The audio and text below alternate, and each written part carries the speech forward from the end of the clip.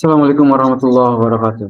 Selamat berjumpa lagi dengan saya dalam pelajaran informatika. Hari ini saya akan berbagi tentang materi selanjutnya, yaitu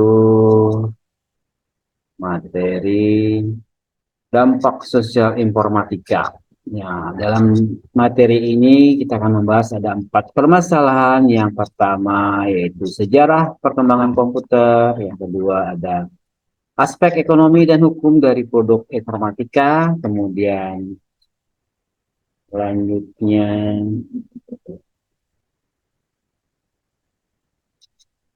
yang ketiga ada informatika untuk masa depan. Kemudian selanjutnya ada karir dan studi lanjut di bidang informatika.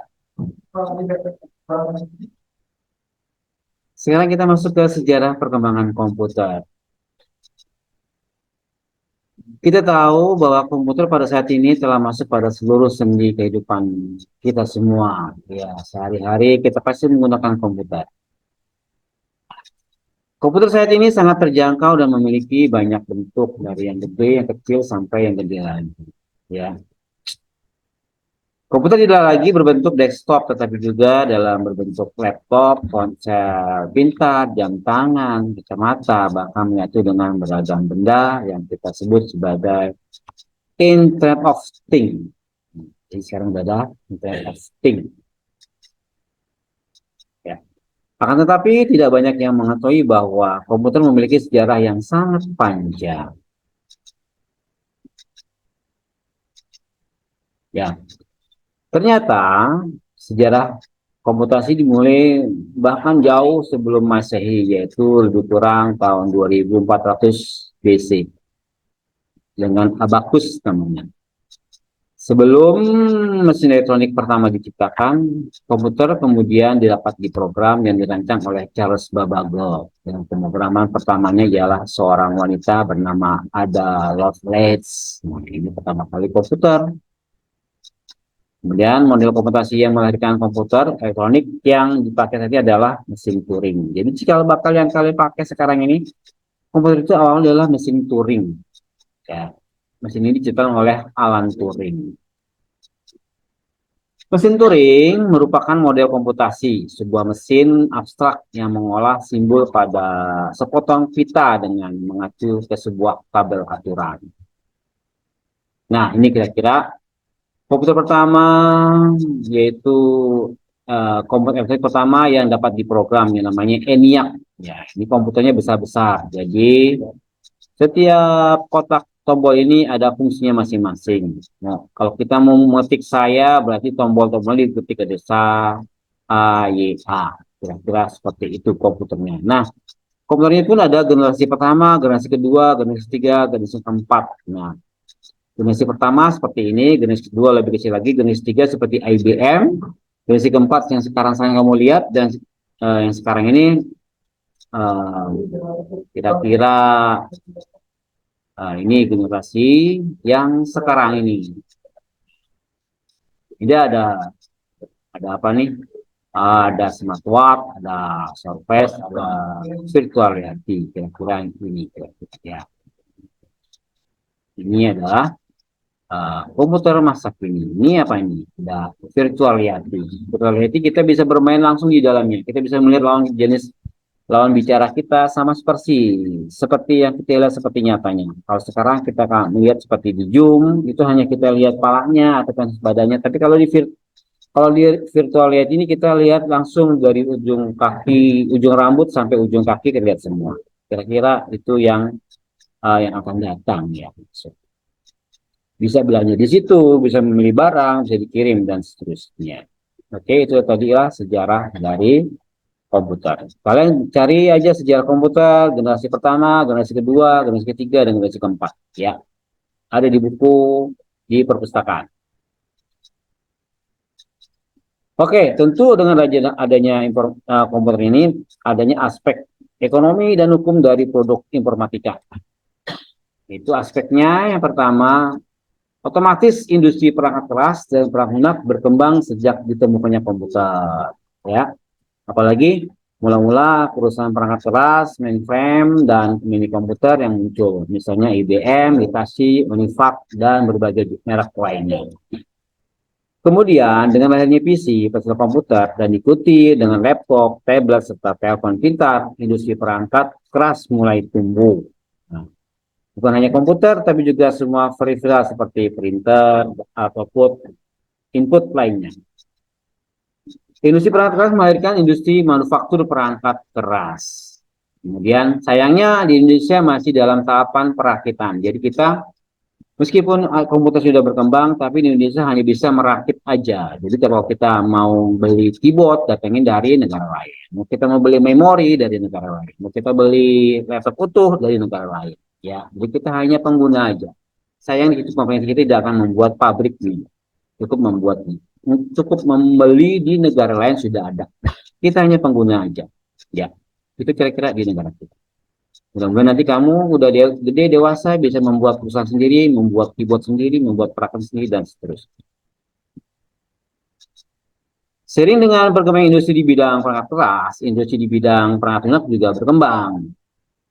Mula-mula industri perangkat lunak menyatu dengan perangkat keras, dan perangkat lunak dibangun untuk perusahaan atau pemerintahan, bukan untuk kehidupan individu sehari-hari. Ya. Kemudian ini juga dimulai dengan cara kerja manusia dengan komputer mainframe dan mini komputer, di mana pengguna tidak berhubungan langsung dengan perangkat kerasnya. Kemudian generasi selanjutnya ialah manusia mulai dapat berinteraksi dengan komputer lewat kabel atau jaringan lokal dengan menggunakan terminal berbasis tabung. Kemudian komputer hanya dipakai para profesional dan di kantor atau untuk para periset di laboratorium. Nah, pada mulanya komputer ini dipakai untuk periset di Amerika Serikat, yaitu untuk militer saja, belum masuk ke umum, baru ke militer, kemudian ke laboratorium, periset. Nah, sampai sekarang ini kamu dipakai. Dengan lahirnya PC, komputer makin dipakai di rumah dan untuk kehidupan sehari-hari. Perkembangannya didukung dengan lahirnya internet. Lanjut, komputer sekarang sudah dalam genggaman manusia dalam bentuk telepon pintar, semakin lama semakin mengecil. Nah, industri perangkat lunak berkembang pesat untuk memenuhi kebutuhan manusia berinteraksi dengan komputer atau manusia berinteraksi dengan manusia lainnya, baik dalam kelompok maupun individu.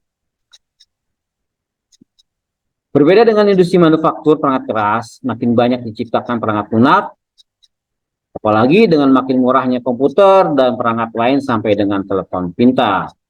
Perangkat lunak makin banyak menunjang kehidupan sehari-hari dalam berbagai bidang. Perangkat lunak diperlukan menunjang kehidupan sehari-hari, misalnya untuk berkomunikasi dan untuk diri di dunia digital, edukasi, perdagangan, bisnis. Ya, sudah kamu rasakan dengan komputer semakin mengecil, maka kita bisa bertransaksi apapun di situ.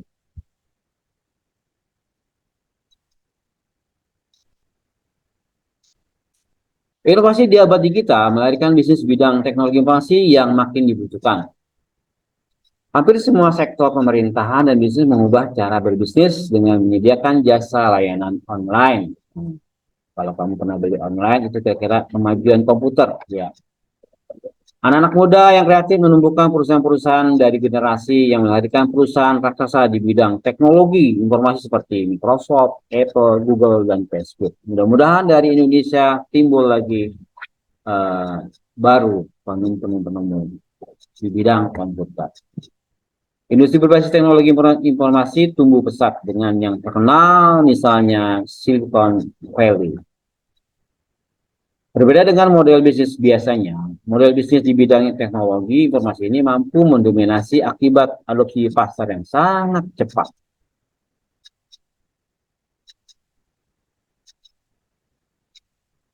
Kemudian, suatu bisnis media sosial misalnya dapat memperoleh pengguna hingga miliaran hanya dalam waktu kurang dari 5 tahun. Maka, perkembangan ini mendisrupsi bursa perusahaan terbuka di dunia yang saat ini didominasi oleh perusahaan berbasis teknologi informasi. Jika pada tahun 2013, 5 perusahaan dengan pasar terbesar terdiri dari Apple, Exxon, Berkshire, Hathaway, kemudian PetroChina, kemudian serta Walmart. Pada tahun 2018, posisi 15 tersebut semuanya dikuasai oleh perusahaan bidang teknologi informasi seperti Apple, Alphabet, Microsoft, Amazon, dan Tencent. Nah, kira-kira ini di bidang ekonomi, kalau semakin negara kita maju, maka informatika akan semakin dibutuhkan. Mudah-mudahan semakin maju dan semakin terus berkembang. Kemudian dinya dari aspek hukum, perangkat lunak merupakan hasil buah pikir karya intelektual manusia, seperti hanya buku atau karya lainnya. Oleh karena itu, perangkat lunak harus dihargai sebagai salah satu hak kekayaan intelektual. Sayangnya, karena bentuknya yang berupa benda digital, perangkat lunak lebih mudah untuk diperoleh melalui cara yang tidak legal atau benar secara hukum, atau dengan istilah umumnya ialah melalui pembajakan. Nah, di Indonesia masih banyak pembajakan. Perlu ditekankan bahwa melakukan pembajakan perangkat lunak itu tindakan melawan hukum. Ya. Selanjutnya, untuk dapat memahami hal-hal yang boleh tidak boleh dilakukan terhadap suatu perangkat lunak, kita perlu melihat jenis lisensi apa yang disediakan oleh pembuat perangkat lunak tersebut. Lisensi perangkat lunak mencakup izin, hak, dan pembatasan yang diberlakukan atas perangkat lunak, baik berupa suatu komponen atau perangkat atau program berdiri sendiri. Lisensi dapat dianggap sebagai sebuah perjanjian hukum yang resmi di antara pembuat perangkat lunak yang menyediakan lisensi tersebut, lisensor, dan pihak pengguna perangkat lunak yang menerima lisensi. Nah, beberapa jenis utama dari lisensi perangkat lunak. Ini ada lisensi komersial, ada lisensi gratis, ada lisensi open source, ada lisensi domain publik. Nah, keempat lisensi ini beda-beda. Kalau lisensi komersial, kalian mesti berbayar menggunakan software itu. Kemudian kalau lisensi gratis ini bebas, open source apalagi ini bebas, tapi ini tidak bisa mengotak-atik. Kalau lisensi domain, ini domain sudah dilempar, tapi kita bisa mengotak-atiknya. Itu kira-kira dari jenis hukumnya. Kemudian informatika untuk masa depan. Nah, gimana informatika masa depan? Dalam beberapa waktu depan terdapat beberapa tren penting di bidang informatika yang akan membentuk masa depan.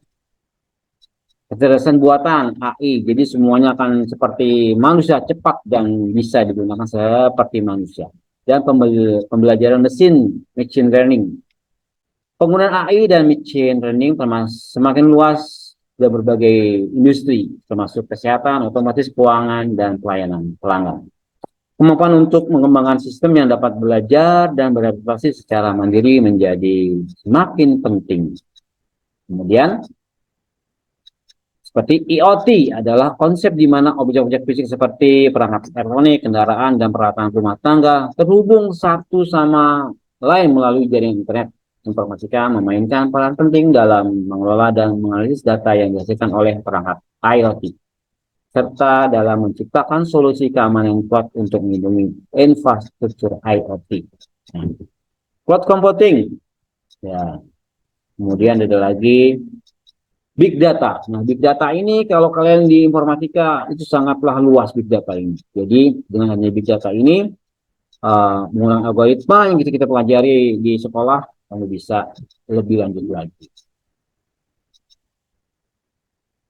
Kemudian karir dan studi lanjut di bidang informatika itu apa aja? Kalau kalian berkarir informatika, kira-kira apa ya karirnya di bidang informatika itu?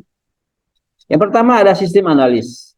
Ada back-end engineering, ada front-end engineering, ada developer operation engineering, user experience designer, data scientist, product manager, hingga chief technology officer. Ini kira-kira karir yang kalau kamu berkecimpung di dalam informatika. Kemudian studi lanjut bidang informatika apa aja yang buat belajar pembelajaran informatika? Yang pertama itu ada computer engineering atau teknik komputer yang mempelajari perancangan dan pembuatan komputer serta sistem berbasis komputer. Hal ini dapat mencakup perangkat keras, hardware, perangkat lunak, software, serta komunikasi dan interaksi antara masyarakat keras dan perangkat. Kalau kalian ingin berkembang berkecimpung di komputer, masa kuliahnya lanjut ke computer engineering atau teknik komputer. Yang kedua, computer science atau ilmu komputer yang mempelajari teori dan algoritma untuk pengembangan robotika, perancangan dan informasi perangkat lunak, kemudian pembuatan teknologi, dan pengembangan metode-metode penyelesaian masalah komputasi secara efektif dan efisien. Ini kira-kira studi lanjut di bidang informatika. Selanjutnya, information system atau sistem informasi yang mempelajari pada integrasi solusi-solusi teknologi informasi dengan tujuan bisnis dan organisasi untuk mencapai proses yang lebih efektif dan efisien. Ada lagi informasi teknologi atau teknologi informasi yang mempelajari solusi-solusi teknologi komputer bagi organisasi, bisnis, pemerintah, kesehatan, sekolah, dan organisasi lainnya. Kemudian software engineering atau rekayasa perangkat lunak yang mempelajari pengembangan dan perawatan sistem perangkat lunak agar dapat bekerja dengan lebih reliable, efisien, stabil, dan terjangkau secara biaya untuk dikembangkan dan dirawat serta memenuhi kebutuhan penggunanya. Nah, jadi kalian kalau ingin melanjutkan di bidang informatika, hati-hati untuk jangan cuma bagian komputer. Jadi kalau bagian belum tentu kita mengotak-atik komputer. Jadi ada beberapa jurusan komputer. Ya, ada komputer engineering, teknik, ada ilmu komputer, ada lagi sistem informasi, ada lagi informasi atau TI, ada lagi software engineering. Kita semuanya belajarnya beda-beda, satu dengan yang lainnya. Tapi kalau kita sudah belajar sini, maka terbukalah semua peluang kuliah. Kira-kira demikianlah yang sudah saya sampaikan kepada kalian. Mudah-mudahan bermanfaat buat kita semua. Silakan kalian untuk kedepannya mau gimana terserah kalian, mau dibilang informatika boleh, kalau mau dibilang juga boleh. Saya akhiri, wassalamualaikum warahmatullahi wabarakatuh.